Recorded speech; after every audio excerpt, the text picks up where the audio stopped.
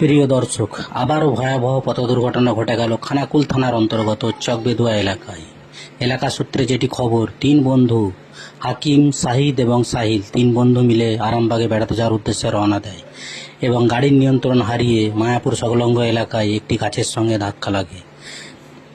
এলাকার মানুষ এবং পুলিশ প্রশাসন তড়িঘড়ি ওনাদেরকে আশঙ্কাজনক অবস্থায় আরামবাগ মেডিকেল কলেজ হসপিটালে ভর্তি করে এবং সেখানে হাকিমকে কর্তব্যরত চিকিৎসকরা মৃত বলে ঘোষণা করে এবং সাহিল ও সাকিমের অবস্থা আশঙ্কাজনক।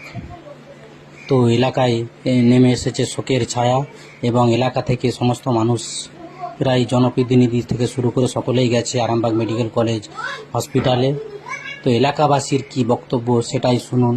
অনেকেই সেখানে উপস্থিত হয়েছে এই দুর্ভাগ্যজনক ঘটনার জন্য। শুনুন এলাকাবাসী কি বলে। ওরা তিনজন মিলে যেছিল মায়াপুর যেতে যেতে মুচিহানার কাছে ওরা তিনজনই যে একটা গাছে মারতেই স্পটে ওই স্পটে হাকিম মারা যাওয়ার পর আর দুজন ছিল সাহিল আর সাহিদ, তিনজনে ছিল।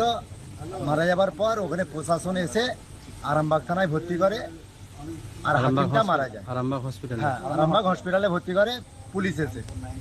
তারপরে এখন উনি মারা গেছে। আমরা এই থানায় আসছি।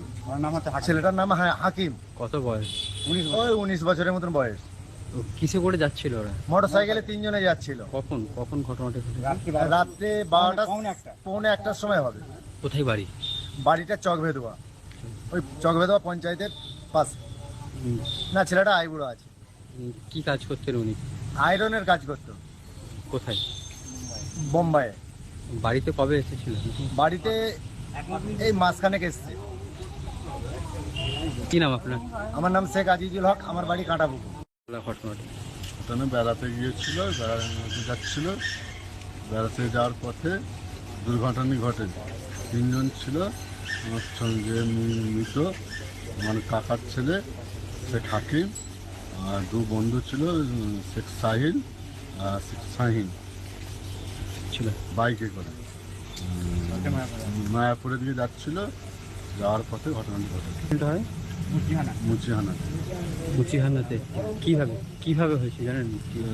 যাওয়ার পথে কোনো রকম স্লিপ করে যে গাছে ধাক্কা মারে।